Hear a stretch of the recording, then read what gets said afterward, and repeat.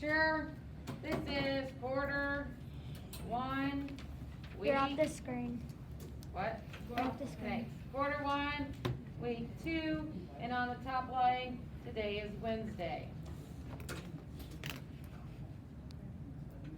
Number 1, I walked around and I saw a lot of people making their graphs. They drew lines like this.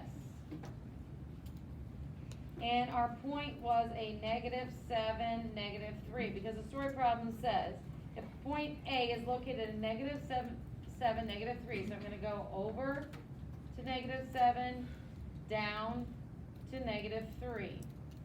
So there's my first point. It says, and there are 12 points between A and B. What could be the possible coordinates for point B? That's when we can go up, we can go right, we can go down, and we can go left. I'm going to start by going up and down. It says it's a difference of 12 points. So if it's just staying here, I need to go up 12. So I go 1, 2, 3, 4, 5, 6, 7, 8, 9. Oop, I better erase that so you can see it. 10, 11, 12. So if I did that, 3 took me to the 0, and then it's 1, 2, 3, 4, 5, 6, 7, 8, 9. So I went left 7, up 9. A way you can do this without having to show the graph is I would keep my x the same, because it was -7, -3. I'm going to keep my x the same, and I'm going to add 12 to -3. If I have a negative and a positive, I'm going to subtract and take the sign of the bigger number. So -3 plus 12 makes 9. Because a negative and a positive you subtract. So then I have a -7 and 9. And that's how I got that number. So that's one option. Let's go the opposite, let's go down. So the -7 is going to stay the same, and I'm going to start at the -3, and I need to go down 12. 1, 2, 3, 4, 5, 6, 7, 8, 9, 10, 11, 12. If I'm already at -3, that would be -4, -5, -6, -7, -8, -9, -10, -11, -12, -13, -14, -15. So it's a -7, -15. The way you do that is the 7 stays the same, and I take a -3 minus 12, because I'm going down. When you go up, you add. When you go down, you subtract.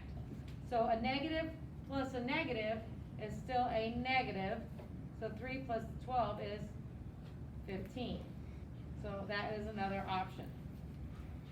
When I go right to left, my y stays the same.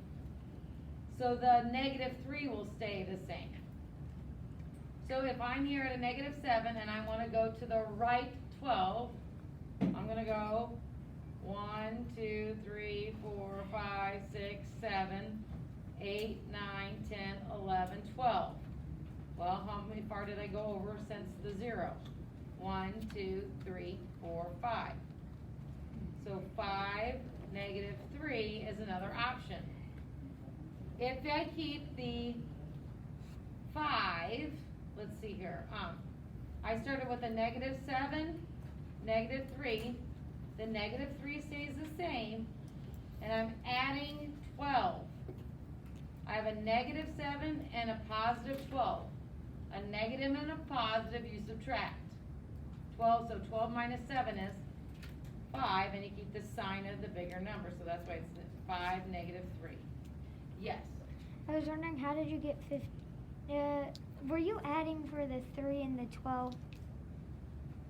No, the problem that's... This one here? The other one.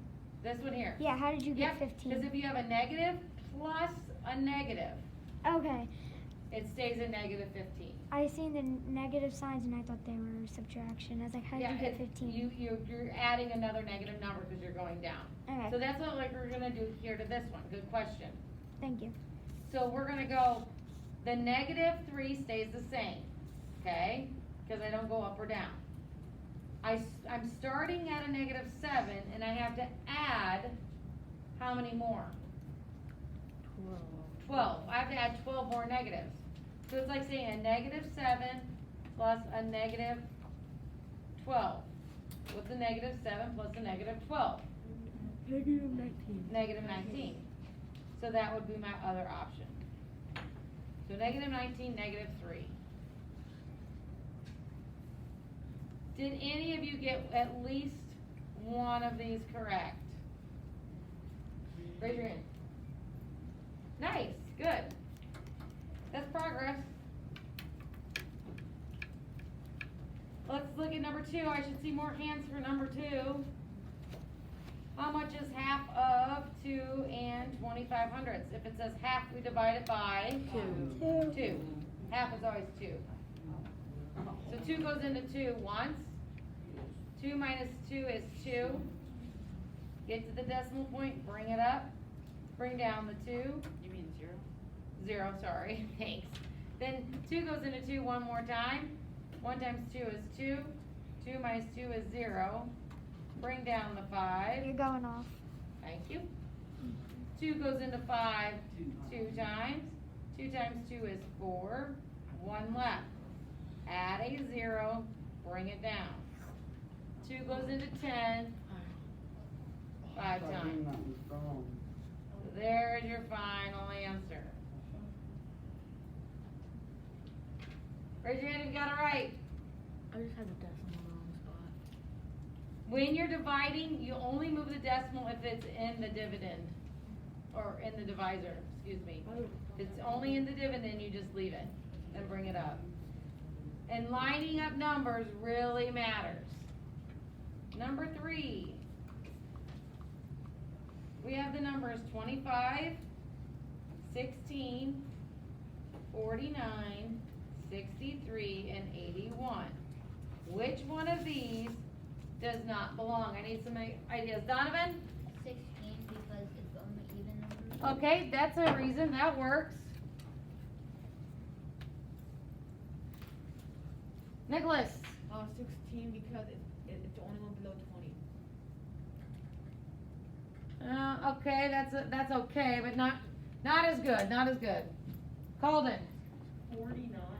63 because it's the only one that's not multiplied, a number isn't multiplied by itself. Excellent, that's exactly what I was, oops, sorry, you guys gotta watch those flying Tootsie Rolls. You hit me in the hand. Catch Ow! I'm Catch it. suing you. Alright, so now we have, notice that's on record. Oh. 63 is not a perfect square. Because 5 squared, and this is what we've been learning in our lessons, 5 squared is 25. 4 squared is 16. 7 squared is 49.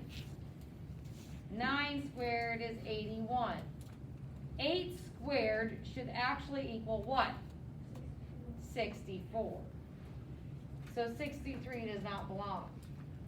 Number 4. We're finding the greatest common factors. First, find the factors of 54, and then find the factors of 32. What are the factors of 54? You start at 1 and 54. 54. Help me out, guys. 2 and 27. 27. 3 and 18. If you didn't know it, you needed to divide it. 4 does not work. 6 and 9. Factors of 32. You guys need to start practicing trying to figure out the factors. So factors of 32 are 1 and 32. 32. 2 and 16. 16. Does 3 work? 4 and 8.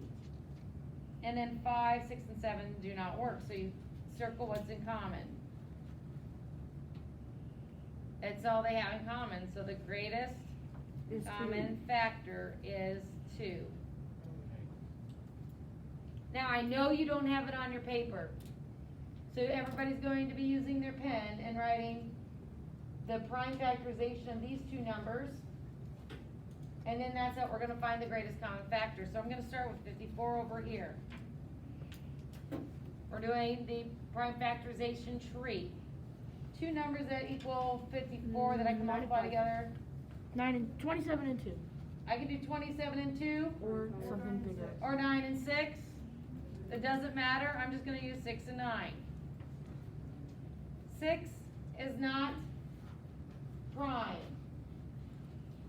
So do I have to factor it out? Yeah, 2 and 3. 9 is not prime, so it's 3 and 3. So you have 2 times 3 times 3 times 3. And then you rewrite it 2 times 3 cubed, because there's 3 of them. Then I go and I do the same thing for 32. Two things that I can multiply to get to 32. 8 and 4. What? 8 and 4. All right, 8 and 4 is what we'll use. They are not prime, so I don't circle them. Factor them out.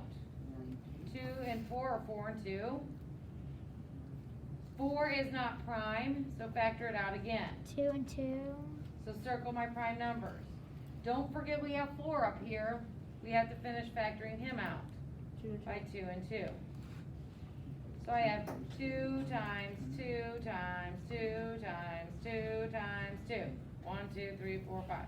1, 2, 3, 4, 5. Or we say that's 2 to the 5th power. Looking at this, the only number that they have in common is 2.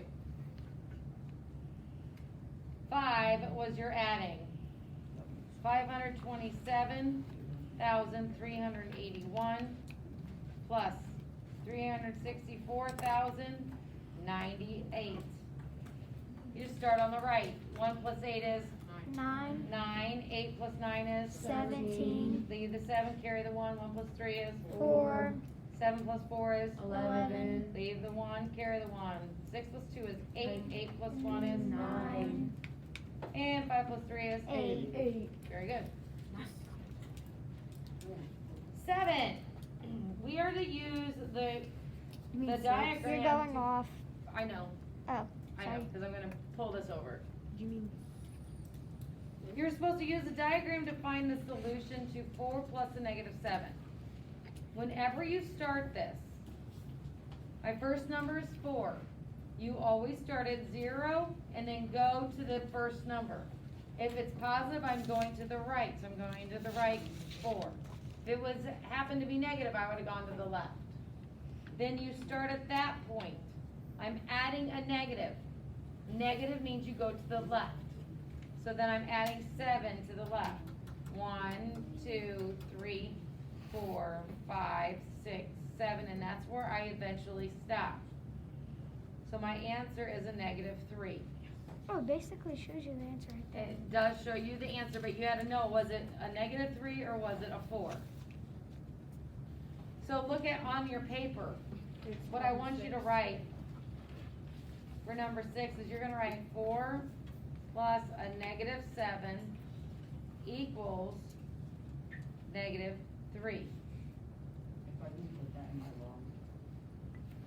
I just want you to put it on there. Okay.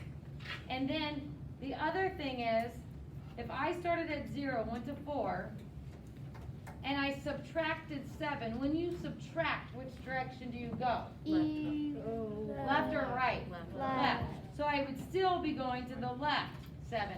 So I can write this problem also like this. 4 minus 7 equals negative 3.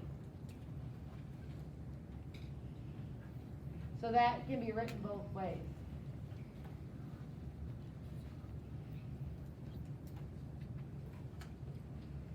Number 7, a mermaid is swimming at sea level when a human comes by. She dives underwater at a rate of 8 meters per second. She continues to descend for 20 seconds. What depth is she now? So we need to set up a ratio, and we want equivalent ratios. I am swimming at 8 meters per 1 second. I continue for 20 seconds. So I wanna know how many miles or how many meters she goes. So it's how many meters and for 20 seconds. It's an equivalent ratio, which is like an equivalent fraction. I went from 1 to 20 times 20, so I can do just 8 times 20, which is, 160. so it's 160 meters. If they're not easy like this, you do your cross multiplication. So then I would have 8 times 20 equals 1 times x, which 1 times x is just x. And then 8 times 20 is 160.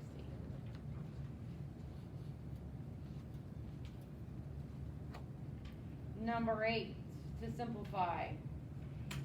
2 3/5. You start by rewriting the original problem. Divided by negative 3 3/4. First, start by writing those mixed numbers as improper fractions. So 2 times 5 is 10, 10 plus 3 is 13. So I have 13 fifths.